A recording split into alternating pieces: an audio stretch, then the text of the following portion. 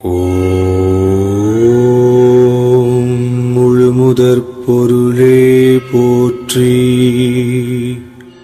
ஓம் வேழமுகத்தோனே போற்றி. ஓம் ஐங்கரனே அருள் புரிவாய் போற்றி.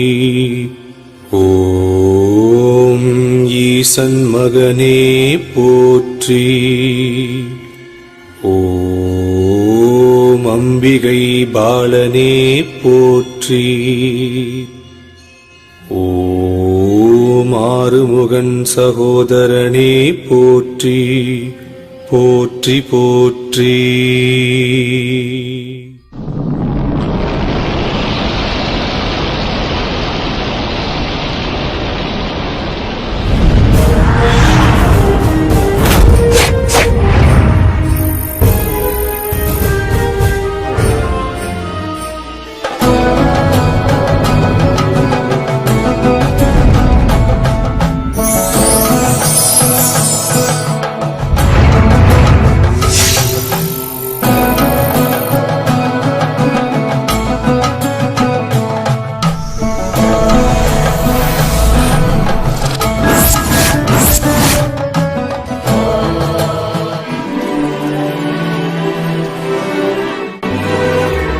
పరశురామ క్షేత్రం ఈనాటి కేరళ రాష్ట్రంలో అందమైన ప్రాంతంగా ఉండేది పందళ రాజ్యం.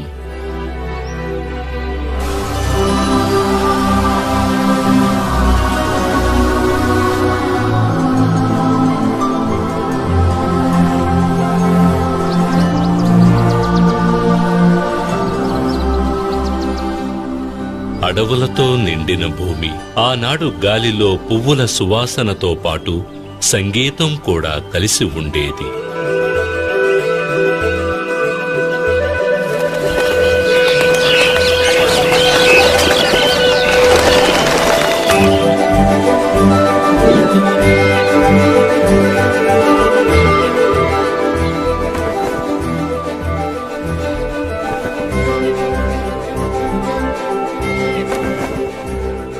సూర్యుడు పందళ రాజ్యం పైన సున్నితమైన వేడి కిరణాలను మాత్రమే ప్రసరించేవాడు.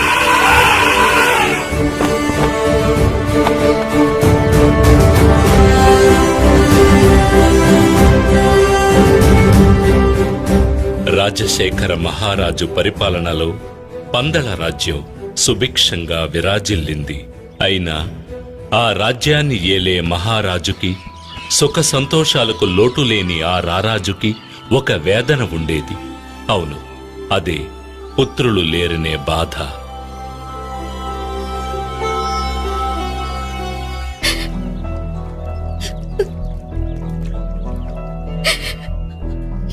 అది తలుచుకుని రోజూ కన్నీరు మున్నీరుగా విలపించే మహారాణి కోప్పెరుందేవిని ఎలా ఓదార్చాలో రాజశేఖర మహారాజుకి అర్థం కాలేదు.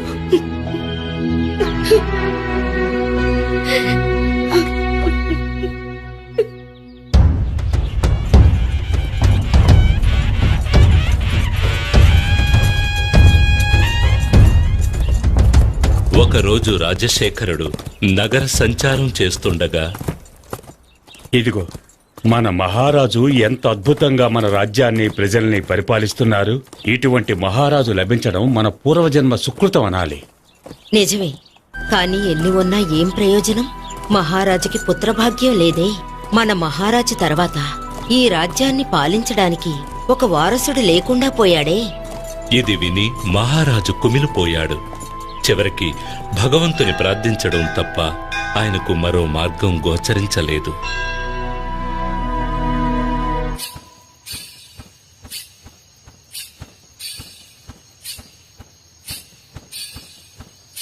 అదే సమయంలో మహారాజుకి సంతానం లేనందుకు సంతోషంలో తేలిపోతున్న ఒక జీవి కూడా అదే రాజభవనంలో ఉన్నాడు. ఆయనే పందళ రాజ్యపు మహామంత్రి.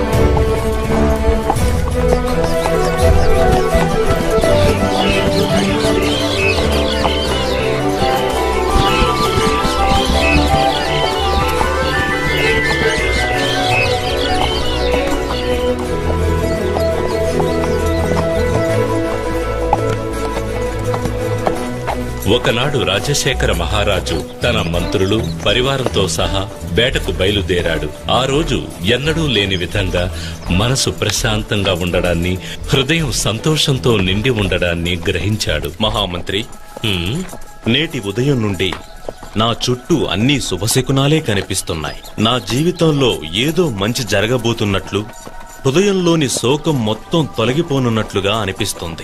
ఆ విధంగా జరిగితే నాకు కూడా ఎంతో సంతోషం మహారాజా." మహారాజు ఎదుట నమ్మకస్తునిలా నటిస్తూ మహారాజు స్థానాన్ని ఆక్రమించాలని కలలు కంటున్న మహామంత్రి వారసుడు లేని రాజ్యం తర్వాత తనకే సొంతమని భావిస్తున్న వేళ ఒక పశువాని గొంతు విని మహారాజు పులకించిపోయాడు. అక్కడ మెడలో మణిమాలతో ఒక బాలుడు కనిపించాడు. ఎవరీ పసివాడు? ఈ బాలుడు ఇక్కడ ఒంటరిగా ఎలా ఉన్నాడు? మానవ సంచారమే లేని ఈ అటవీ ప్రాంతంలో ఈ బాలుణ్ణి ఎవరు వదిలి వెళ్ళుంటారు? హరిహర పుత్రుడైన ఆ కుమారుని మెడలో మణిమాలను అలంకరించి ఒక దైవ కార్యార్థమై పంపానదీ తీరాన ఉంచాడు మహేశ్వరుడు. మృగాలు అధికంగా జీవించే ప్రదేశం ఇది. ఇక్కడ ఒక బాలుడు ఉన్నాడంటే అర్థమేమిటి? ఆ ఈశ్వరుడే నా మొరాలకించి కరుణతో ఈ బిడ్డను ప్రసాదించాడు. హ, అదే నిజం. అందుకేనా ఈనాడు నా మది అంతులేని సంతోషంతో ఉప్పొంగిందా? ఈశ్వరా, ధన్యుణ్ణి స్వామి.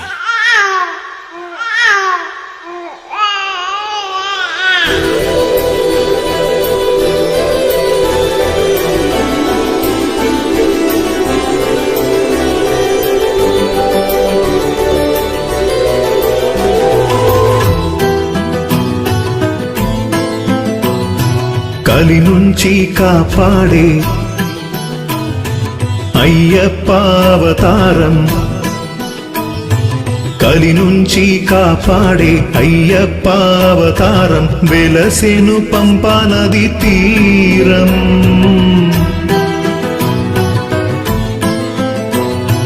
కలి నుంచి కాపాడే అయ్యప్పావతారం, వెలసెను పంపానది తీరం. ఆళ్వార్ల పాట దేవతల ఆట, ఆళ్వార్ల పాట దేవతల ఆట, కలగలిపి చేసే అవతారమంట. ఆ దేవవరం మనం చేయుతపం, ఆ దేవవరం మనం చేయుతపం. అయ్యప్ప రాక ఆనందమే, కలి నుంచి కాపాడే అయ్యప్ప అవతారం, వెలసెను పంపానది తీరం.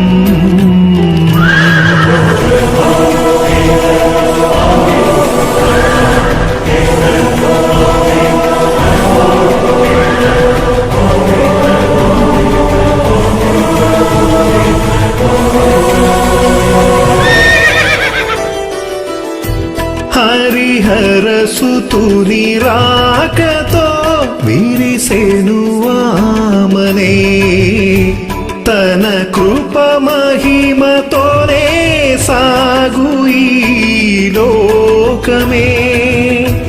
కలియుగ దైవ దర్శనం పొందిన చాలురా, తొలగును వెతలు అన్నీ జీవితం ధన్యము. ప్రభవించు అయ్యప్ప తేజోవదనం, ఈ జన్మకి మరు జన్మకి దారే చూపు. ప్రభవించు అయ్యప్ప తేజోవదనం, ఈ జన్మకి మరు జన్మకి దారే చూపు. శరణాగతి కోరావంటే కరుణాకరుడే కరుణించులే, అయ్యప్ప రాక ఆనందమే. ఈ రాజ్య ప్రజలకు ఒక శుభవార్త. తమకు వరప్రసాదంగా లభించిన బాలునికి ఎంతో ఘనంగా నామకరణ మహోత్సవం జరిపించాడు మహారాజు.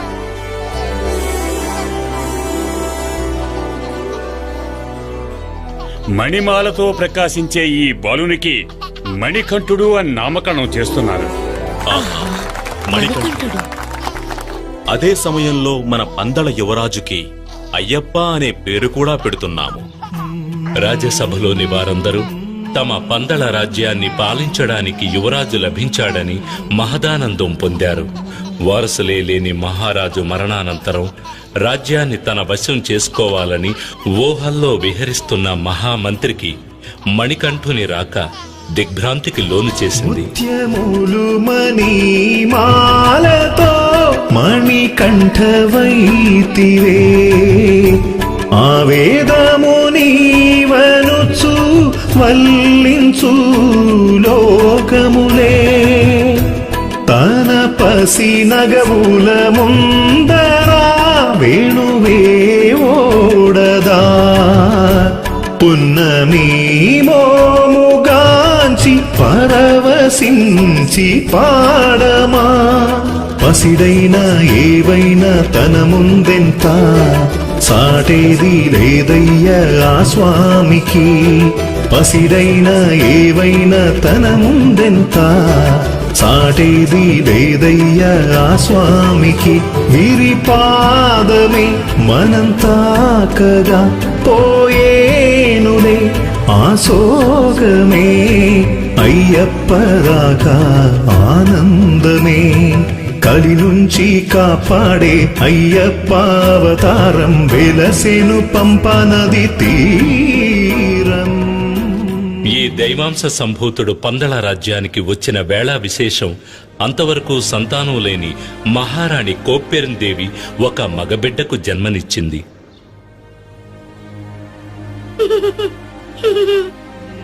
మణికంఠునికి విద్యాభ్యాసం చేయించే సమయం వచ్చింది. అతనిని గురుకులానికి పంపించాలి.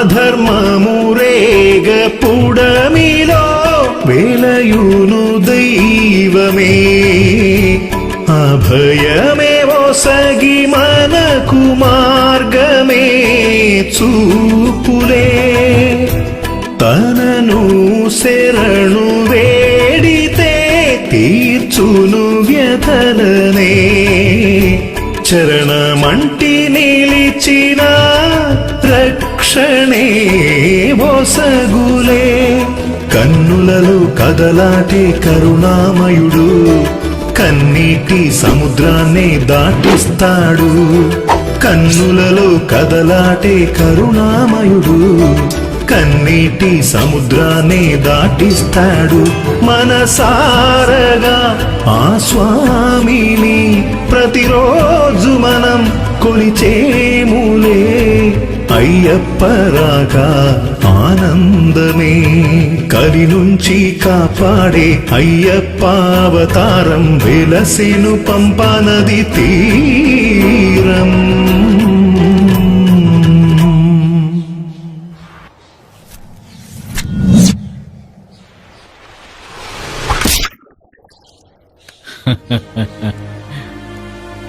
ఈ మణికంఠుడు ఒక సామాన్య బాలకుడు కానే కాడు. ఇతడు ఒక అవతార పురుషుడే అయ్యుండాలి. ఇతనికి గురువుగా ఉండి విద్యను నేర్పించటం నా పూర్వజన్మ సుకృతం. మణికంఠుడు గురుకులంలో ఉత్తమ విద్యార్థిగా పేరుగాంచాడు. విద్య, ప్రశ్నించడం, జ్ఞానం ఇంకా ఇతర కళలను అతి త్వరగా నేర్చుకున్నాడు.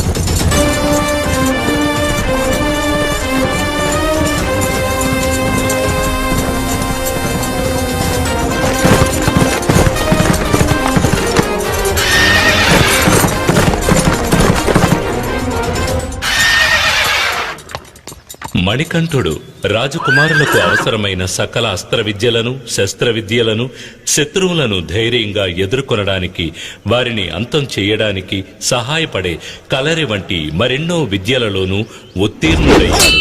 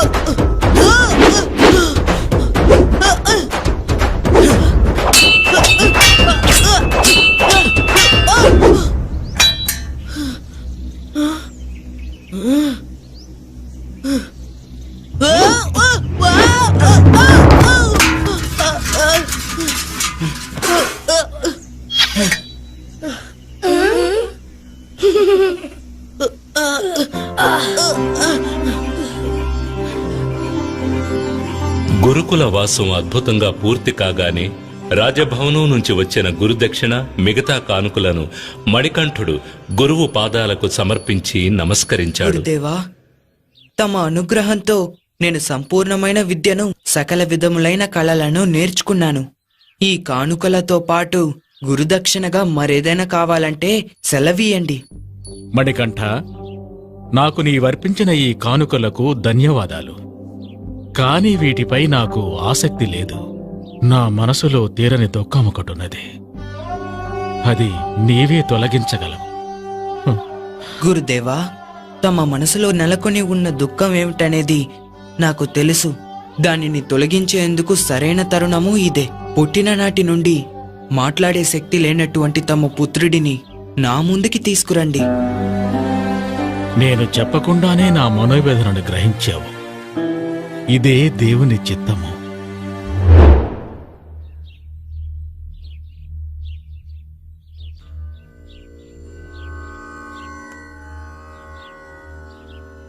ఓం నమః శివాయ.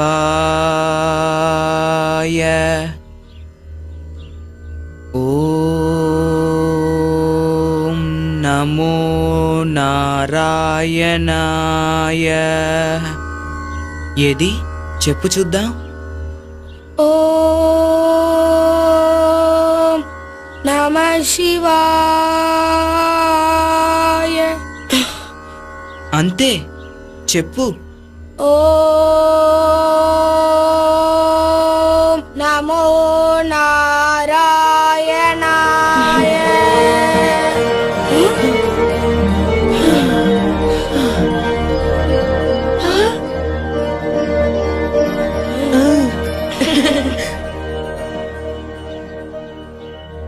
అసాధ్యమైన ఈ అద్భుత కార్యాన్ని సాధించిన తమరు సాధారణ మణికంఠుడు కాదు. తమరు ఎవరు? తమరు ఎవరు స్వామి? తమ సందేహం సరైనదే గురుదేవా. ఒక అసుర సంహారం గావించి దుష్టులను శిక్షించి ఈ కలియుగాన్ని రక్షించేందుకు నేను అవతరించాను. ఈ రహస్యం తమకు మాత్రమే తెలిసినదిగా ఉండనివ్వండి గురుదేవా. నా అవతార లక్ష్యం ముగిసిన పిదప నా దర్శనానికొచ్చే భక్తులకు ఉత్తరా నక్షత్రంగా నేను దర్శనమిస్తాను. ఇదే నేను తమకు ఇచ్చే గురుదక్షిణ. సెలవు గురుదేవా.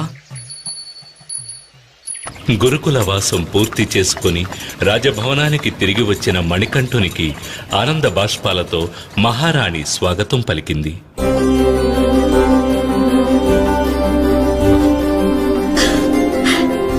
అన్నయ్య, తమ్ముడు,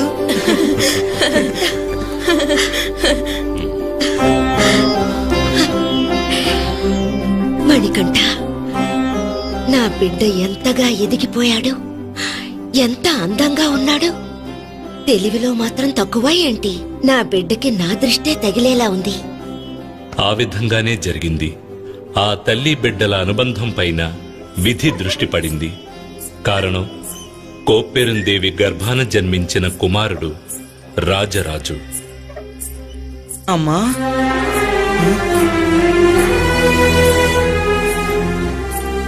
ఇది గమనించిన వంచకుడైన మహామంత్రికి సంతోషం కలిగింది. కారణం, దుష్టుడైన మహామంత్రి దైవాంశ సంభూతుడైన అయ్యప్పను సమీపించినప్పుడల్లా ఏదో తెలియని భయానికి గురయ్యేవాడు. తాను మహారాజు అయ్యే అవకాశం చేజారిపోయినా మణికంఠుడు మాత్రం సింహాసనాన్ని అధిష్ఠించడానికి వీల్లేదని నిర్ణయించుకున్నాడు. అందుకోసం ఎన్నో కుట్రలు కుతంత్రాలు పన్నాడు. అందులో ఒక భాగంగా మణికంఠుడు తాగవలసిన పాలలో విషాన్ని కలిపాడు.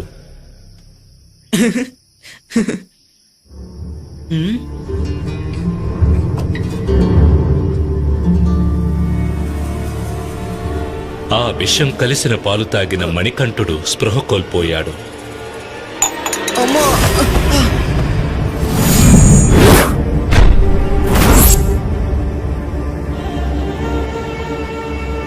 వెంటనే రాజవైద్యులందరూ కలిసి మణికంఠుని కాపాడేందుకు ఎన్నో రకాల వైద్యాలు చేసినా అది సాధ్యం కాక తప్పించారు.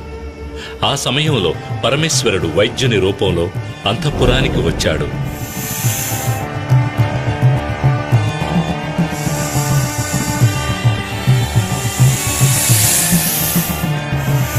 మణికంఠుని శరీరంలోని విషాన్ని తన మెడలోని సర్పం ద్వారా బయటకు రప్పించి అతన్ని ఆరోగ్యవంతుణ్ణి చేశాడు.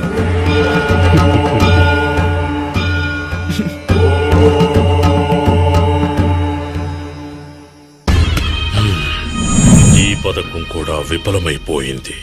మరో పథకం ఆలోచించాలి. ఇదే సమయంలో రాజశేఖర మహారాజు మణికంఠుని యువరాజ పట్టాభిషేకానికి ఏర్పాటు చేయాలని భావించాడు. సభలోని పెద్దలారా, మేము విశ్రాంతి తీసుకొని కాలము ఆసన్నమైనదని తామెల్లరకూ తెలిసిన విషయమే. కనుక మణికంఠునికి యువరాజుగా పట్టాభిషేకం చేయాలని మేము నిర్ణయించుకున్నాం.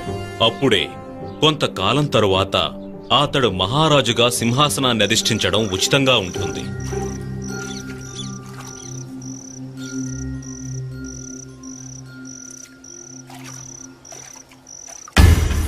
ఇదే తగిన తరుణమని భావించిన మహామంత్రి మహారాణిని ఒంటరిగా కలుసుకునే పథకం వేశాడు. హై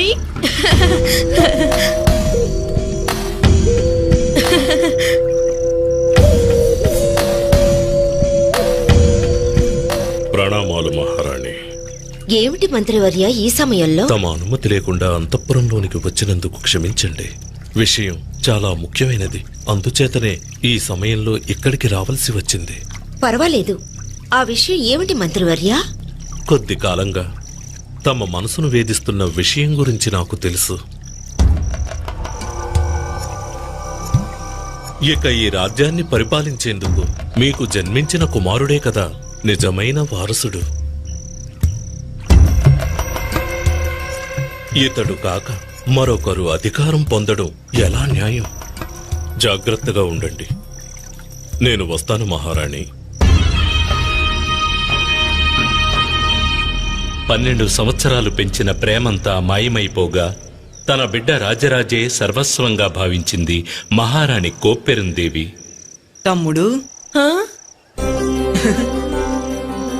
రా. అన్నయ్య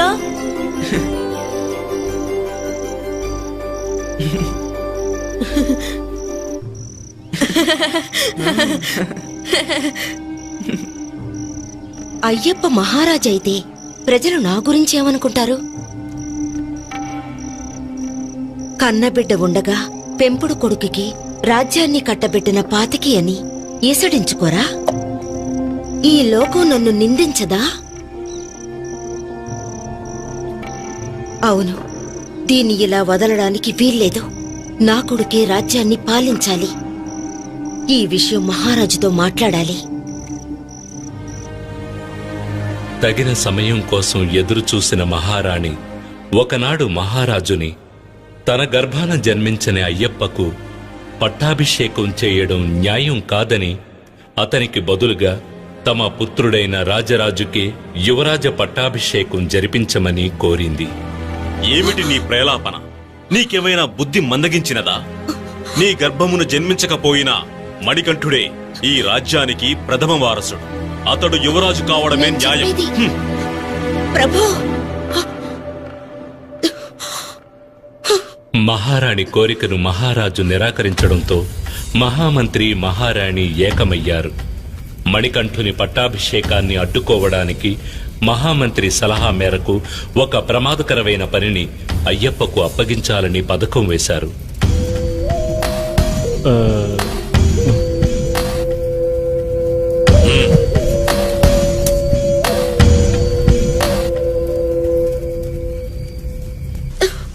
పథకం ప్రకారం కోప్పెరందేవి విపరీతంగా తలనొప్పి వచ్చినట్టు నటించింది. అమ్మా, నొప్పి భరించలేకున్నాను ప్రభు, నొప్పి భరించలేకున్నాను, తట్టుకోలేకపోతున్నాను. మహారాజా, మహారాణి వారికి ఏర్పడిన ఈ తలనొప్పి ఎంతో భయంకరమైనది. అడవికెళ్లి పులిపాలు తీసుకొస్తే మాత్రమే ఇది నయమవుతుంది.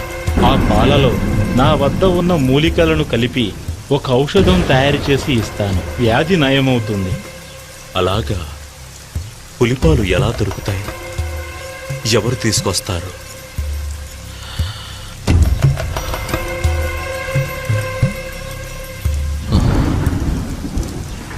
తండ్రి, తల్లిగారి తలనొప్పి పోయేందుకు నేనే అడవికి వెళ్లి పులిపాలు తీసుకొస్తాను. ఆ, తండ్రి, ఆలోచించకండి.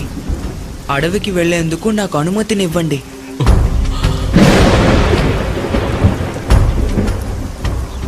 అయ్యప్ప దృఢమైన మాటలలోనూ స్థిరమైన చూపులోనూ దైవత్వాన్ని గ్రహించిన పందలరాజు అయ్యప్ప అడవికి వెళ్లేందుకు అనుమతినిచ్చాడు.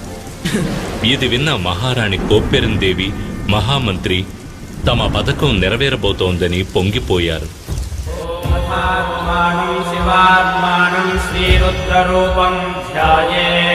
శివభక్తుడైన రాజశేఖర మహారాజు అయ్యప్ప బయలుదేరడానికి ముందు ఈశ్వరుని పూజించి 3 కళ్ల కొబ్బరికాయను దైవప్రసాదంగా అయ్యప్ప తీసుకువెళ్లేందుకు ఇచ్చాడు. దానితో పాటు కొన్ని ఆహార పదార్థాలు పెట్టి దాన్ని ఇరుముడిగా అయ్యప్పకు ఇచ్చి పంపించాడు.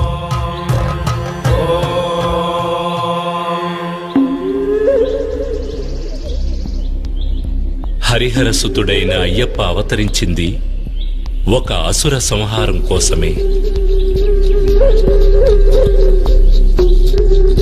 ఎటువంటి దైవాంశ సంభూతిని రాకకు కారణం రాక్షసి మహిషముఖి. మహిషముఖి అసుర కులానికి అధినాయకి. ఆకారంలోనే కాదు, ఆలోచనలలోనూ ఆమె అత్యంత క్రూరురాలు. చూసేవారికి ఒళ్ళు గగురు పొడిచేంత భయంకరంగా ఉండేది.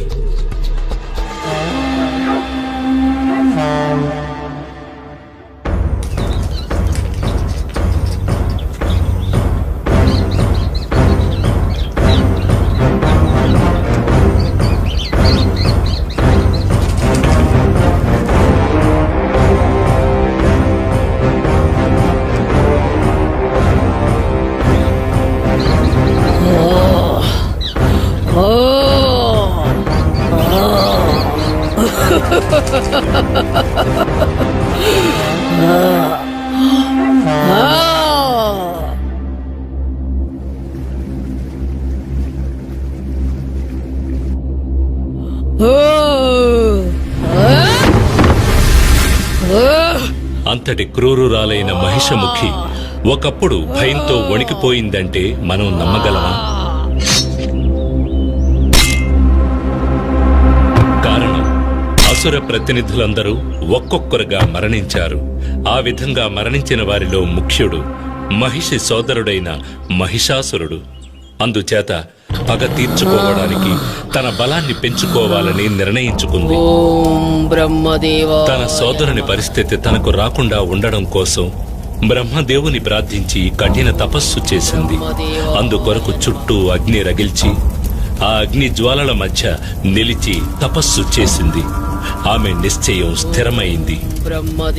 మరణం లేని దేవతల వలె అసురులు కూడా కలకాలం జీవించాలి, ఆ తరువాత దేవతల అంతం చూసి ఆనందించాలని కోరుకుంది మహిషముఖి. ఆమె కోరుకున్నట్టే జరిగింది. ఆమె కఠోర తపస్సు వల్ల ఏర్పడిన వేడి బ్రహ్మలోకం వరకు చేరగా బ్రహ్మ మహిషముఖికి సాక్షాత్కరించాడు.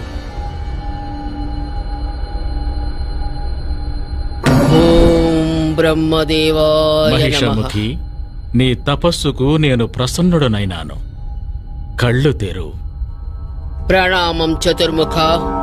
నా కోరికను మన్నించి నాకు సాక్షాత్కరించినందుకు ధన్యవాదములు. మంచిది మహిషముఖి, నీకు ఏం వరం కావాలో కోరుకో. ఓ బ్రహ్మదేవా, దేవతలకు వలనే నాకు కూడా మరణం ఉండకూడదు. అటువంటి వరం అసాధ్యం మహిషి. మరణాన్ని ఎవ్వరూ తప్పించుకోలేరు. మరణం అనేది సృష్టిలో సహజం. కాని నీకు నేను ఒక వరాన్ని ఇస్తున్నాను. నువ్వు ఎలా ఎవరి చేతిలో మరణించాలనుకుంటున్నావో ఆ విధంగా నీకు మరణం సంభవించేలా నేను వరాన్నిస్తున్నాను. బ్రహ్మదేవా, నీరు, నిప్పు, భూమి, గాలి మరియు ఏ విధమైన వ్యాధి వల్లను ఆయుధం వల్లను నాకు మరణం సంభవించకూడదు. పంచాక్షరి నాయకుడైన శివుని అంశ, అష్టాక్షర నాయకుడైన విష్ణువు అంశ కలిసిన ఒక జీవి చేతిలోనే నాకు మరణం అనేది సంభవించాలి. ఆ విధంగా దైవాంశతో జన్మించిన ఒక మానవుడు కూడా ఒక బాలకునిగానే ఉండి తీరాలి. నీవు కోరిన వరాన్ని ప్రసాదిస్తున్నాను మహిషముఖి. ఆయుష్మాన్ భవ. తన మరణాన్ని తానే నిర్ణయించుకున్న సంతోషంతో మహిషి దేవతలను, ఋషులను చిత్రవధ చేసి వధించసాగింది. ఓం నమః శివాయ. ఓం నమః శివాయ. ఓం నమః శివాయ. ఓం నమః శివాయ. ఓం నమః శివాయ. ఓం నమః శివాయ. ఏమిటిది?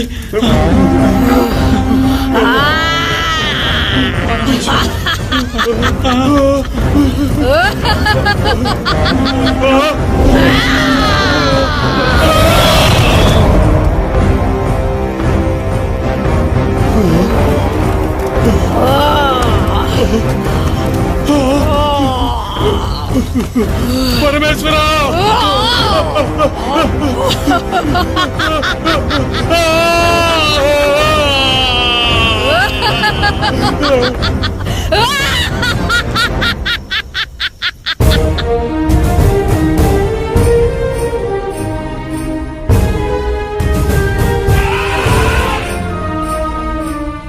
ఇక్కడ ఇంకొక సంఘటన గురించి ప్రస్తావించడం ఉచితంగా ఉంటుంది.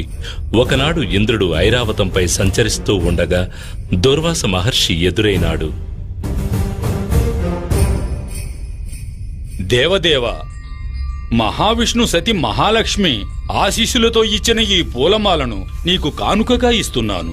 దీనిని గ్రహించి సుఖంగా ఉండు.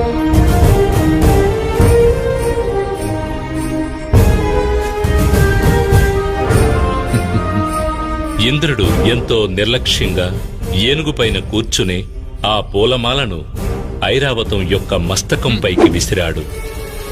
ఐరావతం అతన్ని మించిన అహంకారి.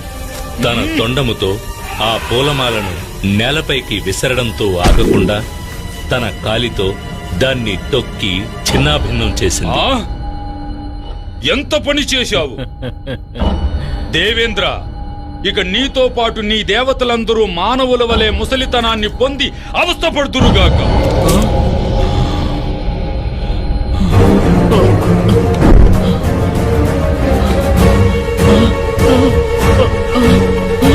నా దేహం, నా చేతులు. మహర్షి, నన్ను క్షమించండి. నేను అహంకారంతో నా ఒళ్ళు మరచి తప్పు చేశాను.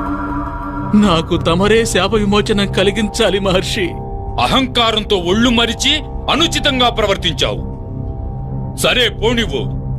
పాలకడలిలోని అమృతాన్ని సేవిస్తే మాత్రమే నీకు శాప విమోచనము కలుగుతుంది.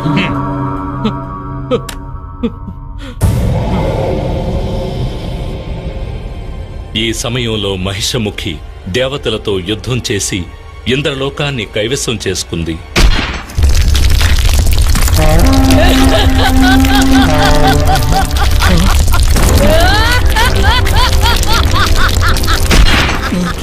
దేవతలందరూ పారిపోయి దాక్కున్నారు.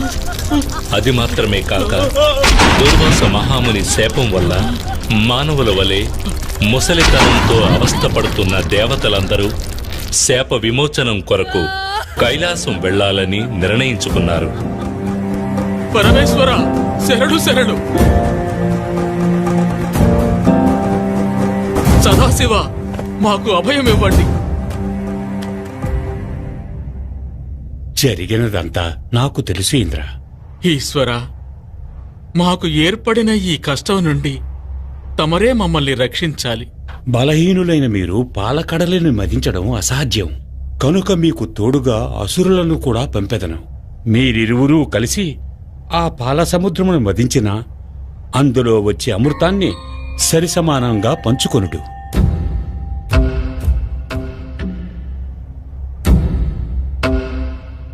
నా ఆజ్ఞానుసారం మీరు కూడా దేవతలతో కలిసి పాలకడలని మదించండి.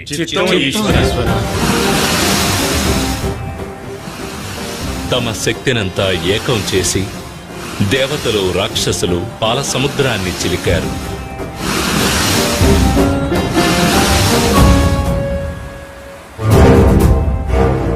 అప్పుడు లభించిన అమృతాన్ని రాక్షసులు తీసుకుని వెళ్లిపోయారు.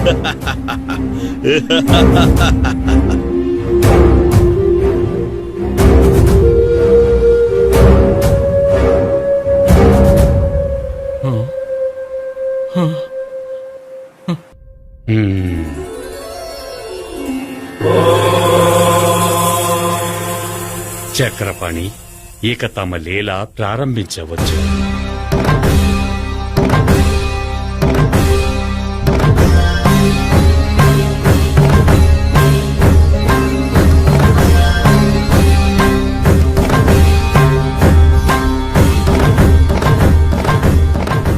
అసురుల బలహీనతను గ్రహించిన మహావిష్ణువు అందమైన మోహిని అవతారాన్ని ధరించాడు.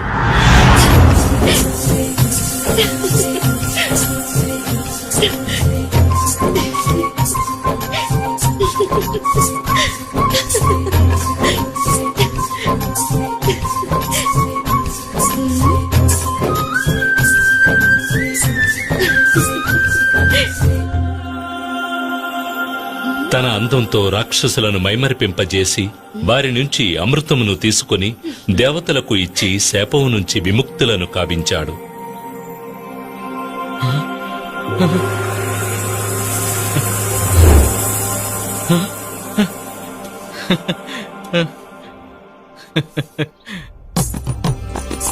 అందమైన మోహిని రాక ఒక కొత్త అవతారానికి నాంది అని గ్రహించిన పరమేశ్వరుడు మోహినిని చూశాడు.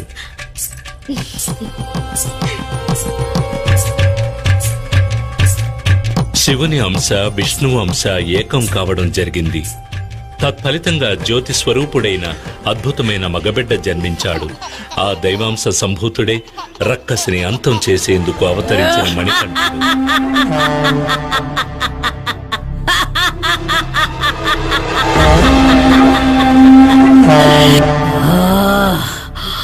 దేవతల కుతంత్రం కారణంగా తమ అసురులకు అమృతం లభించకపోవడం, అది మొత్తం దేవతలకే చేరిందని తెలిసి మహిషముఖి ఆగ్రహం చెందింది. ఆ కోపంతో ఆ రక్కసి అడవిలోని మునులను మరింత వేధించడం ప్రారంభించింది.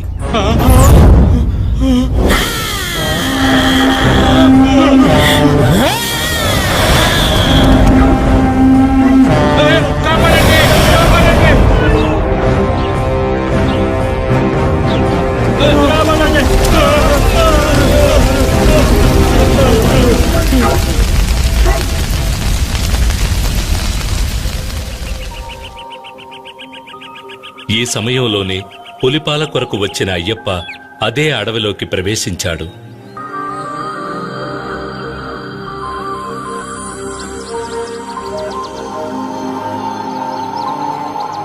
వెలుగు జొరబడలేని అడవిలోకి సూర్యుడు ప్రవేశించినట్టుగా ఉంది అయ్యప్ప రాక.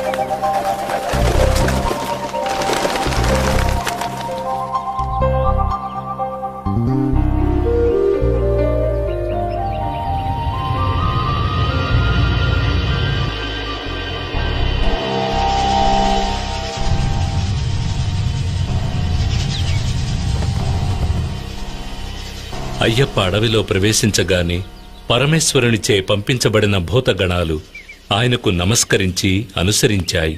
దేవేంద్రునితో పాటు దేవతలు కూడా అయ్యప్పకు తోడుగా వచ్చారు. అయ్యప్ప రాక గురించి మహిషకి తెలిసింది. అతనిని అంతం చెయ్యదలచి యుద్ధానికి సిద్ధమయ్యింది. తనని ఎదిరించేందుకు ఒక బాలకుడు రావడం చూసి ఆ రక్కసి నవ్వింది.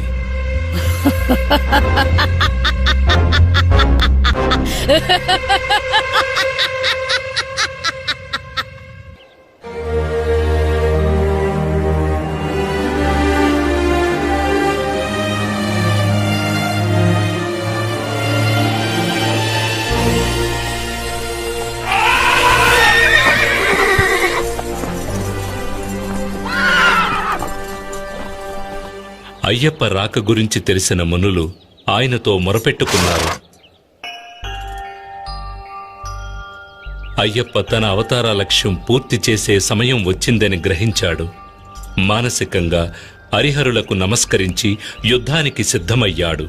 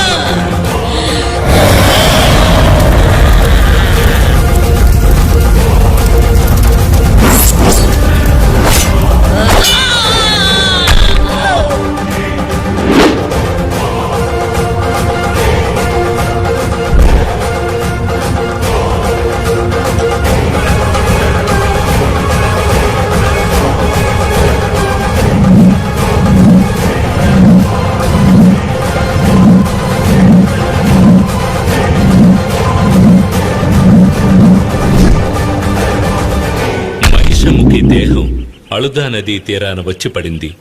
ఆమె తిరిగి లేచేలోగా అయ్యప్ప ఆమె వీపుపైకెక్కి వీరతాండవం చేసి ఆమెను సంహరించాడు.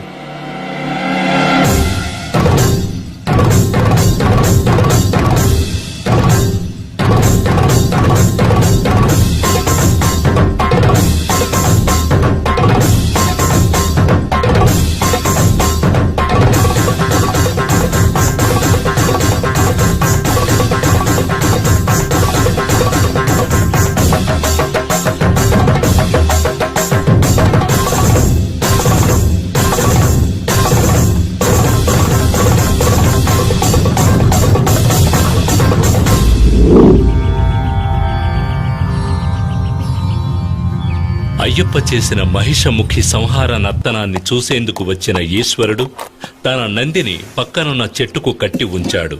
అందుచేత ఆ స్థలం కాళే కట్టే అని పిలువబడుతున్నది.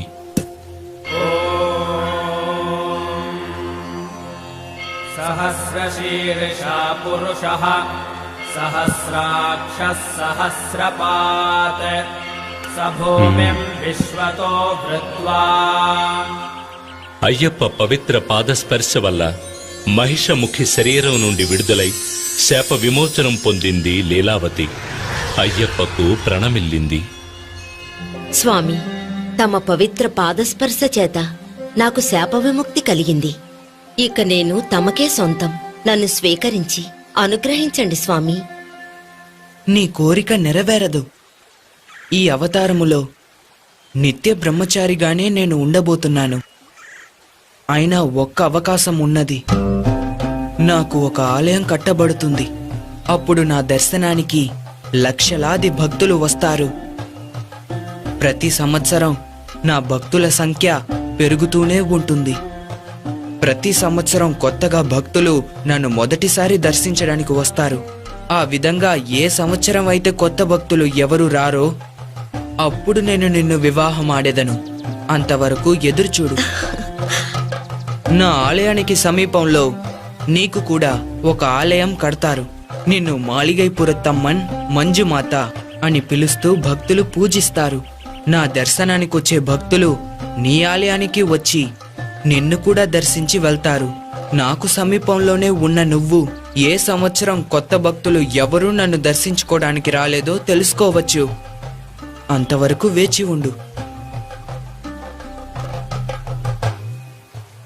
తమ చిత్తం ఇదే అయితే నా భాగ్యం కూడా ఇదే.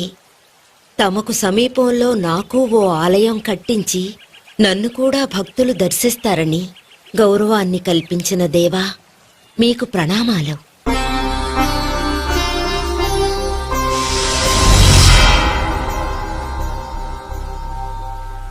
మహిషి సంహారానంతరం పరమేశ్వరుడు అయ్యప్పను పిలిచి, పుత్రా, నీ వియోగంతో కృంగిపోతున్నాడు మహారాజు రాజశేఖరుడు. అతన్ని చేరుకుని ముక్తిని ప్రసాదించాలి.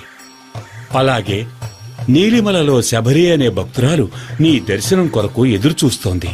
ఆమెను అనుగ్రహించి మోక్షాన్ని ప్రసాదించడం నీ కర్తవ్యం. అలా చేస్తే ఆ భక్తురాలి గుర్తుగా ఆ కొండకు శబరిమల అనే పేరు వస్తుంది. అంతేకాదు, ఆ శబరిమల పైనే నీ ఆలయం నిర్మించబడుతుంది. ఆయుష్మాన్ భవ. మహిషముఖి దేహం నిర్జీవంగా ఉన్నప్పటికీ కొండలా పెరిగింది. అలాగే వదిలేస్తే సూర్య చంద్రాదులను కూడా కప్పివేస్తుంది అనిపించడం వల్ల అయ్యప్ప మహిషముఖి శరీరాన్ని పాతాళానికి తోసి రాళ్లతో కప్పివేశాడు.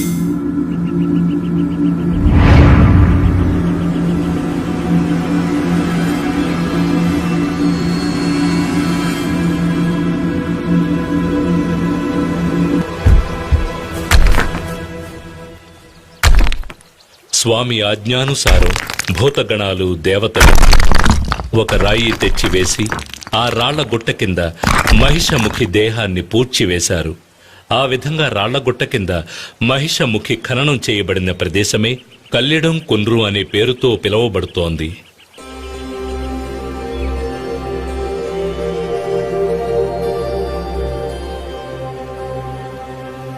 దేవేంద్ర, ఈ సంహారం గావించిన నాకు ఇంకొక కర్తవ్యం ఉన్నది. నా తల్లి విపరీతమైన తలనొప్పితో బాధపడుతూ ఉన్నారు. దానిని పోగొట్టే పులిపాలు కొరకే నేనిక్కడికి వచ్చాను. ఇది నా మీద ఎంతగానో ప్రేమ కలిగిన నాకు 2 కళ్ళ వంటి తల్లిదండ్రులకు నేను చెయ్యవలసిన కర్తవ్యం. కనుక పులిపాలు పొందడానికి తమరే నాకు సహాయం చేయాలి. తప్పకుండా. ఆదిదేవుడు ఈశ్వరుని ఆన ప్రకారం నేను ఆడపులిగా మారి తమకు పాలు ఇచ్చేదను. కాని మీరు ఈ పాత్రని తీసుకువెళ్లి మహారాణికిచ్చి, ఇదిగో తల్లి పులిపాలు, మీ తలనొప్పి కొరకు దీనితో మందు తయారు చేయించండి అని చెబితే వారు నమ్మాలి కదా. కనుక నేను మీతో వచ్చేదను. నా పైన మీరు కూర్చోండి. మనం రాజసభలోకి వెళితే మీరు తీసుకుని వచ్చింది పులిపాలేనని నిరూపితమవుతుంది.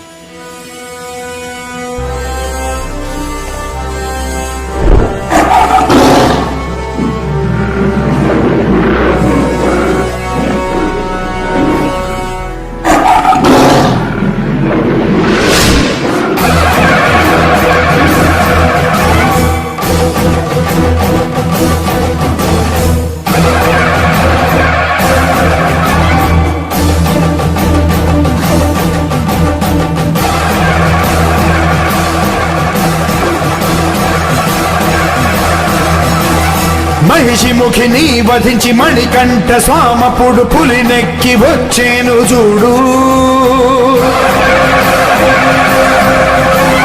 గిరులెన్ను దాటొచ్చి ఇలా వెలిసే ఆ దైవం చేరేను బందలకి నాడు. ఊరుల్ని, ఏరుల్ని, అడవుల్ని, కోటల్ని దాటేసి వస్తున్నాడు అయ్యప్ప. తలనొప్పి మందైన పులిపాలు తల్లికై తీసుకొని వస్తున్నాడు అయ్యప్ప.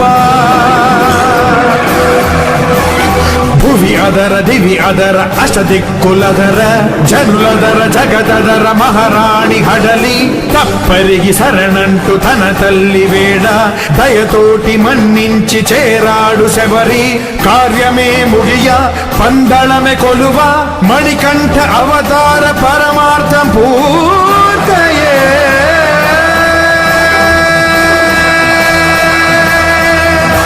వీరాధివీరుడు పులిని వాహనంగా చేసుకుని మిగిలిన పులులన్నీ వెంటరాగా పందళ రాజ్యాన్ని చేరుకున్నాడు. రాజ్యసభలోని వారందరూ పైకి దూకవలసిన పులులు శాంతంగా నిలిచి ఉన్న విచిత్రమైన సంఘటనను చూసి ఆశ్చర్యచకితులయ్యారు. పులిపాల కొరకు వెళ్లిన అయ్యప్ప తిరిగి రాడని ప్రగాఢ విశ్వాసంతో ఉన్న మహామంత్రి దిగ్భ్రాంతికి లోనయ్యాడు. రాజశేఖర మహారాజు 2 చేతులు జోడించి నమస్కరించాడు. ఆయన కళ్లల్లో ఆనంద బాష్పాలు ఉప్పొంగాయి. తండ్రి, తల్లిగారి తలనొప్పి కొరకు ఇదిగో తీసుకొచ్చాను పులిపాలు. ఈ పాలు సరిపోవని వైద్యులు చెప్పినట్లయితే ఎంత కావాలన్నా తీసుకోవడానికి ఇదిగో ఈ పులులన్నీ నాతో వచ్చాయి. తాము భగవంతుని అవతారమేనని నేను గ్రహించాను. మేము ఏదైనా తప్పు చేసి ఉంటే మమ్మల్ని క్షమించి ఆశీర్వదించండి స్వామి.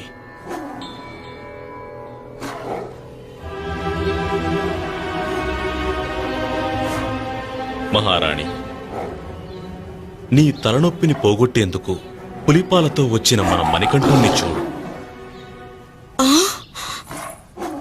లాలించిన తల్లి ప్రేమకు పాలొసగిన తనయుడా స్వామి.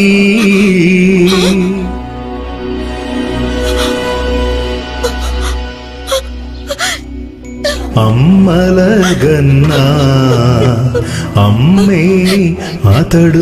క్షమించు తండ్రి, నీవు దైవాంశ సంభూతుడవనే నిజాన్ని నా దురాశ వల్ల, నా అహంకారం వల్ల నేను గ్రహించలేకపోయాను. నన్ను క్షమించి రక్షించు పుత్ర, నన్ను క్షమించి రక్షించు. తల్లి, తాము నాకు నమస్కరించడమా? జన్మనివ్వకపోయినా నన్ను పెంచి పెద్ద చేసిన ప్రియమైన తల్లి మీరు. నా అవతార లక్ష్య సాధనకు నాకు సహాయం చేసిన వారు.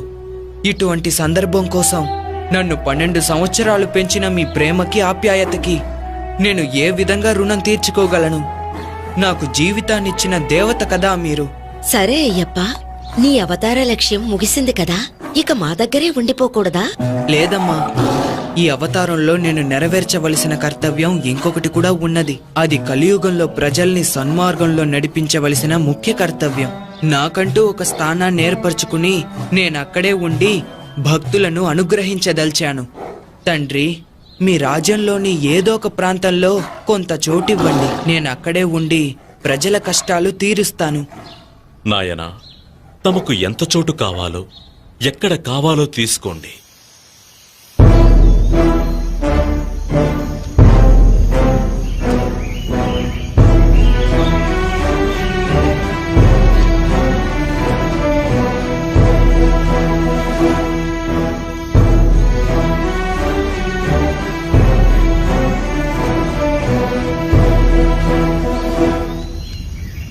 నేనిక్కడి నుండి బాణం వేస్తాను. ఆ బాణం ఎక్కడికి వెళ్ళి పడుతుందో ఆ చోటే నాకు కావాలి. అక్కడ నా కోసం ఆలయాన్ని కట్టించండి. అక్కడ ఉండి కలియుగాన్ని నేను పరిరక్షిస్తాను.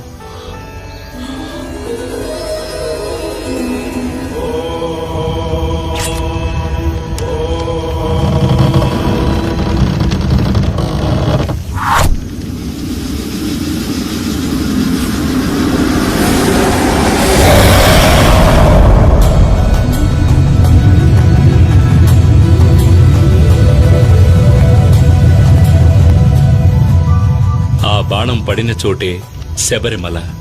ఈ శబరిమలపైనే ఈనాటికి కలియుగ ప్రత్యక్ష దైవంగా, కరుణామూర్తిగా కొలువున్నాడు శబరిమల అయ్యప్ప.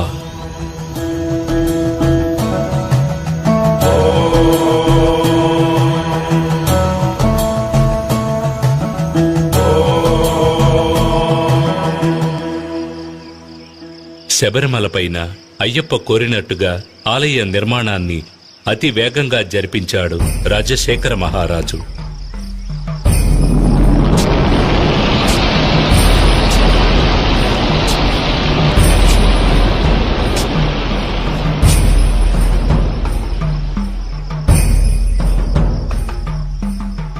ఆ ఆలయంలో జీవిత తత్వాలను వివరించే విధంగా 18 మెట్లను కూడా ఏర్పరిచాడు. ఈ 18 పవిత్రమైన మెట్లు 18 కొండలకు, 18 మంది దేవతలకు, 18 తత్వాలకు ఆనవాలుగా ఉన్నాయి. 18 కొండలైన ఎంజిపారమల, కాళేకట్టిమల, పుదుచ్చేరిమల, కరిమల, తలైపారామల, దేవరమల, శ్రీపాదమల, మైలాడుమల, మాతంగమల, కాల్కిమల, సిట్రంబలమల, సుందరమల, నాగాంబలమల, గౌండమల, నిలక్కల్మల, నీలిమల, పొన్నాంబలమల, శబరిమల వంటి కొండలను 18 మంది దేవతలైన వినాయకుడు, శివుడు, పార్వతి, కుమారస్వామి, బ్రహ్మ, విష్ణు, రంగనాథుడు, కాళి, యముడు, సూర్యుడు, చంద్రుడు, కుజుడు, బుధుడు, బృహస్పతి, శుక్రుడు, శనీశ్వరుడు, రాహువు, కేతువు అనే దేవతలను 18 తత్వాలైన చూడడం, వినడం, సువాసన, రుచి, స్పర్శ, కామం, దురాశ, క్రోధం, లోభం, మోహం, మదం, మాత్సర్యం, డాంబికం, సాత్వికం, రాజసం, తామసం, విద్య, అవిద్య వంటి గుణాలను తెలియజెప్పే విధంగా స్వామి తత్వాధీనుడై ఉన్నాడని తెలియజెప్పడమే ఈ 18 మెట్ల ఉద్దేశం. ఆలయ నిర్మాణం పూర్తి కాగానే అయ్యప్పకు ఎటువంటి విగ్రహం ఏర్పాటు చేయాలనే సమస్య వచ్చింది. అప్పుడు పరశురాముడే తీసుకువచ్చిన శాస్తా విగ్రహమైన 2 కాళ్లను మడిచి కలిపిన యోగ పట్టముతో వందనము చేసిన రీతిన తత్వమసి అనే చిన్ముద్రతో కూడిన స్వామివారి రూపమే తగినది అనే భగవంతుని ఆనతి ప్రకారం మకర సంక్రాంతి దినమైనటువంటి శుభదినాన కృష్ణపక్షం పంచమి తిథి ఉత్తర నక్షత్రయుక్త శుభదినమున పరశురాముడు ధర్మశాస్త్రాను ప్రతిష్ఠించాడు.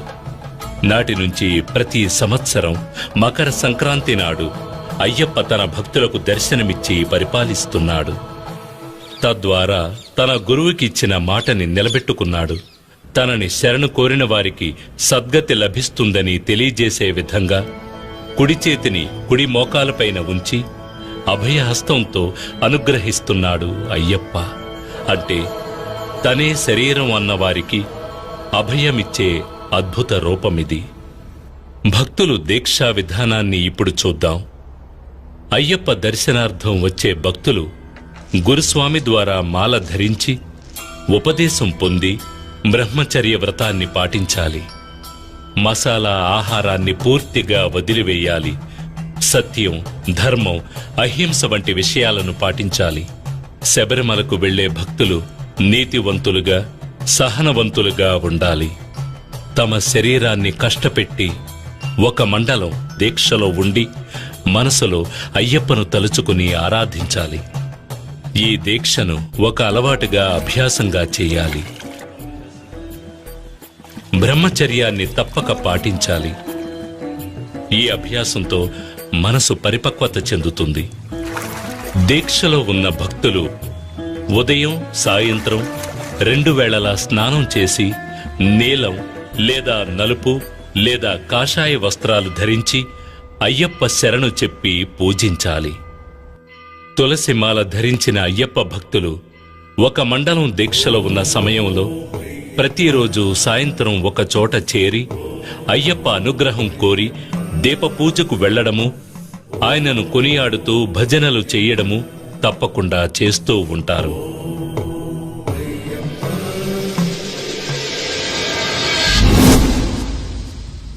ఓ స్వామి కన్నే స్వామి ఎక్కడిదాకా శబరిమలకి రా స్వామి కన్నే స్వామి ఎప్పుడు వెళ్తావు ఇప్పుడే స్వామి.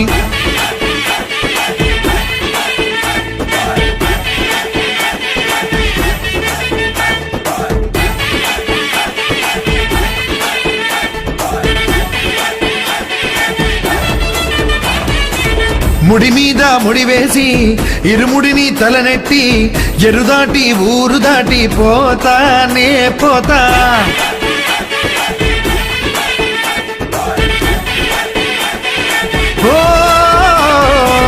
ముడి మీద ముడి వేసి ఇరుముడిని తలనెట్టి ఎరుదాటి ఊరు దాటి పోతానే పోతా. చెడు తలపు తుంచేసి అయ్యప్పకి నైపోసి వరం కోరి దయ కోరి పోతానే పోతా. గురుస్వామి మెడలో వేసిన మణికటమాలే తుళ్ళుతూ ఆడి ఆ కలినే పోగొడుతుంది, స్వామి పాదం చేరుస్తుంది. చూడని వాసని మోమే చూడగా వెళ్తా, స్వామియే శరణం అంటూ ఘోషే చేస్తూ వెళ్తా.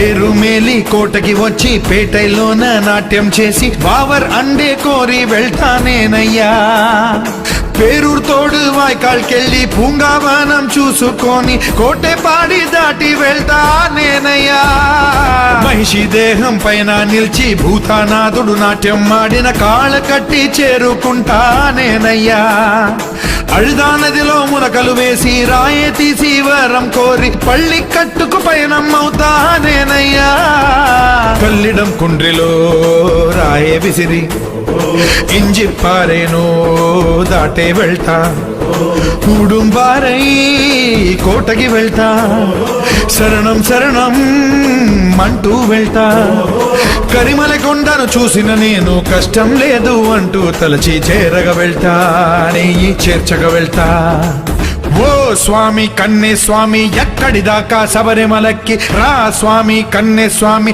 ఎప్పుడు వెళ్తావు ఇప్పుడే స్వామి అయ్యప్పో అయ్యప్పో స్వామియే స్వామియే అయ్యప్పో అయ్యప్పో స్వామియే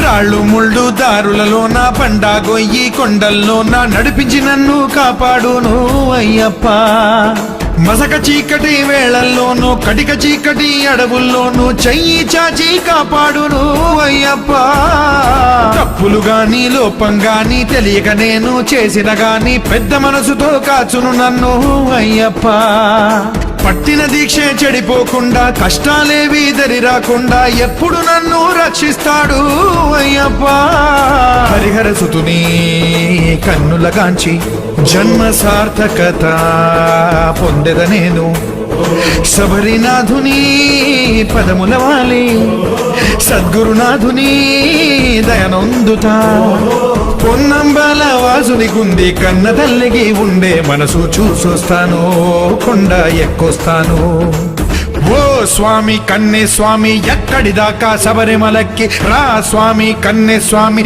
ఎప్పుడు వెళ్తావు ఇప్పుడే స్వామి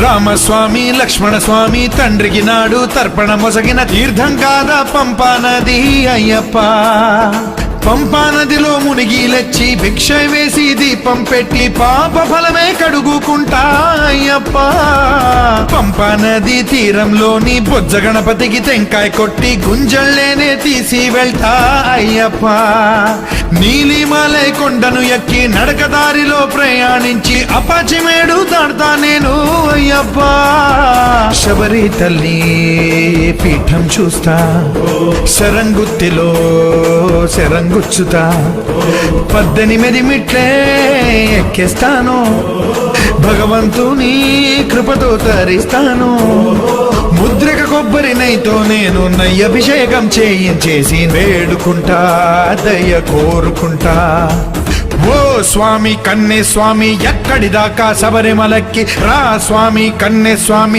ఎప్పుడు వెళ్తావు ఇప్పుడే స్వామి ముడి మీద ముడి వేసి ఇరుముడిని తలనెట్టి ఎరుదాటి ఊరు దాటి పోతానే పోతా చెడు తలపు తుంచేసి అయ్యప్పకి నైపోసి వరం కోరి దయ కోరి పోతానే పోతా గురుస్వామి మెడలో వేసిన మణికటమాలే తుళ్ళుతూ ఆడి ఆ కలినే పోగొడుతుంది స్వామి పాదం చేరుస్తుంది చూడని వాసని మోమే చూడగా వెళ్తా స్వామియే శరణం అంటూ ఘోషే చేస్తూ వెళ్తా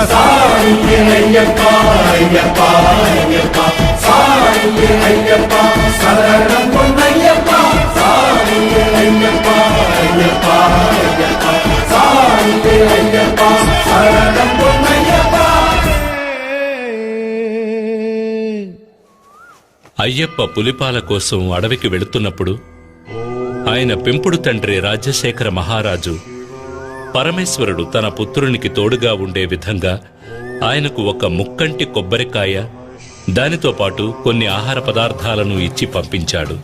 దానిని అయ్యప్ప ఇరుముడులుగా కట్టి తనతో తీసుకువెళ్ళాడు. దాని తాత్పర్యమే మనం తీసుకువెళ్లే ఇరుముడులు. ఇరుముడి అనేది నేతగుడ్డతో కుట్టబడిన 2 భాగాలుగా ఉండే సంచి. భక్తులు భక్తితో తలపై మోసుకు వెళ్లే ఇరుముడిలోని ముందు భాగంలో పసుపు, కుంకుమ, వడ్లు, అటుకులు, మాళిగ పొరతో అమ్మకు దీపం వెలిగించేందుకు వత్తి, నూనె, తర్వాత ముఖ్యమైన కానుకైన నేతి కొబ్బరికాయ, అంటే అయ్యప్పకు అత్యంత ప్రియమైన నైవేద్య పదార్థమైన ముక్కంటి కొబ్బరికాయను తీసుకుని ఒక కంటికి రంధ్రం చేసి అందులో ఉన్న నీటిని తొలగించి తర్వాత కొబ్బరికాయను స్వచ్ఛమైన నేతితో నింపి తీసుకువెళ్లేదే నేతి కొబ్బరికాయ. అయ్యప్ప హరిహరుల సంగమంతో జన్మించినవాడు. ఈ తత్వాన్ని నేతి కొబ్బరికాయ తెలియజేస్తుంది. కొబ్బరికాయకు 3 కళ్ళుంటాయి కనుక అది శివుని అంశగా భావించబడుతుంది. మహాలక్ష్మి శ్రీపతి హృదయంలో నివసిస్తుంది. ఆ విధంగా గోవు అంశ అయిన లక్ష్మీదేవిని తన హృదయంలో నిలుపుకున్న మహావిష్ణువుని అయ్యప్ప తల్లి అయిన మోహిని అవతారానికి ఆవు నెయ్యి ప్రతినిధి అవుతుంది. కనుక కొబ్బరికాయ, అందులో నింపబడిన నెయ్యి శివునికి విష్ణువుకి ప్రతిరూపాలు. తన తల్లిదండ్రులను గుర్తు చేసే ఈ ప్రసాదాన్ని స్వామికి నివేదించడం వల్ల ఆయన ఎంతో సంతోషిస్తాడు, భక్తులను అనుగ్రహిస్తాడు. ఇరుముడిలోని వెనుక భాగంలో పసుపు, బియ్యం, పప్పు, బెల్లం వంటి పదార్థాలు ఉంటాయి. అడవి మార్గంలో నడిచి వెళ్లే భక్తులు ఈ పదార్థాలతో దారిలో వంట చేసుకుని తిని ఆకలి తీరిన తర్వాత ప్రయాణాన్ని కొనసాగించడానికి ఇరుముడిలో బియ్యం, పప్పు వంటి పదార్థాలు తీసుకువెళ్ళాలి. అయ్యప్ప దర్శనార్థం వెళ్లే భక్తులు తల మీద మోసుకు వెళ్లే పదార్థాలు ప్రయాణంలో కొద్ది కొద్దిగా తరుగుతున్నట్టు వారి అహంకారం కూడా తరిగిపోవాలి. వారిలోని అహంకారం, పొగరు, కోపం, ద్వేషం, అసూయ వంటి దుర్గుణాలు అన్నీ వారిని వదిలి వెళ్లిపోవాలి.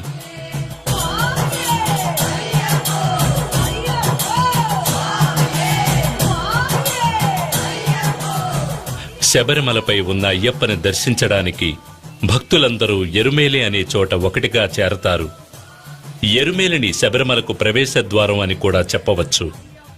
ఇక్కడ రాజశేఖర మహారాజు నిర్మించిన ధర్మశాస్త్ర ఆలయం ఉంది. ఈ ఆలయానికి ఎదురుగా అయ్యప్పకు మిత్రుడైన వావర్స్వామి మసీదు ఉంది. అయ్యప్ప భక్తులు వావర్స్వామికి నమస్కరించి అక్కడ ఇచ్చే విభూతి ప్రసాదాన్ని తీసుకుంటారు. ఈ ఎరుమేలిలోనే ముఖ్యమైన ఘట్టమైన పేటై తొళ్లలనే కార్యక్రమం జరుగుతుంది.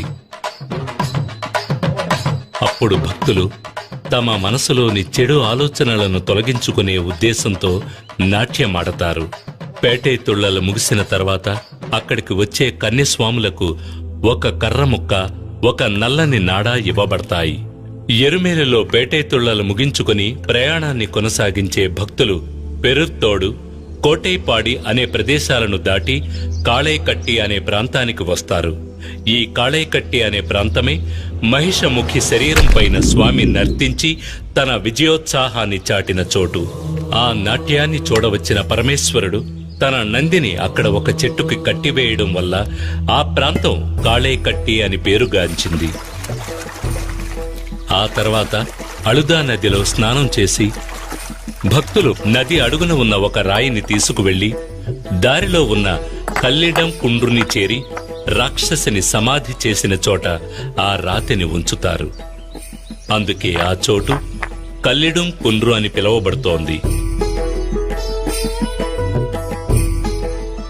ఆ తర్వాత ఇంజిప్పారే కోటను దాటి ఉడుంబారే కోటలో శ్రీబుద్ధనాథుణ్ణి పూజించి విభూది అనే భస్మాన్ని తీసుకుంటారు.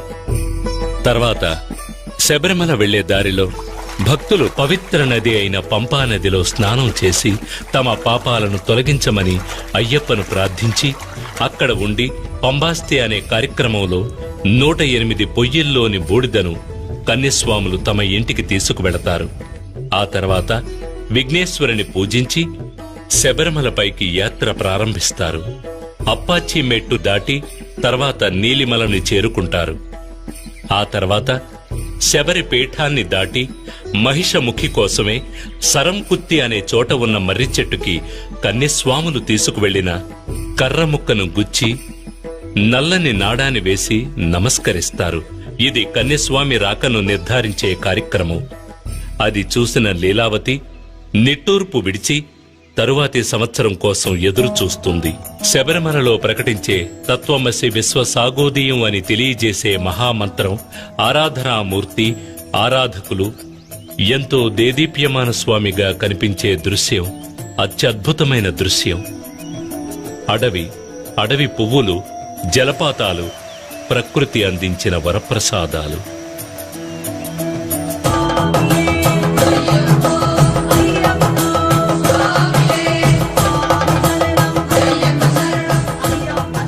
తర్వాత అయ్యప్ప సన్నిధికి ముందుగా ఉన్న 18 తత్వాలకు చిహ్నాలైన స్వామి తత్వాధీనుడే ఉన్నాడని తెలియజేసే 18 మెట్లు ఎక్కి వెళ్లి అయ్యప్ప సన్నిధానం చేరుకొని తమ పాపాలను, దోషాలను, కష్టాలను తొలగించమని ప్రార్థించి భక్తి పారవస్యంలో మునిగి ఆ రాత్రి అక్కడే ఉండి ఆనందిస్తారు.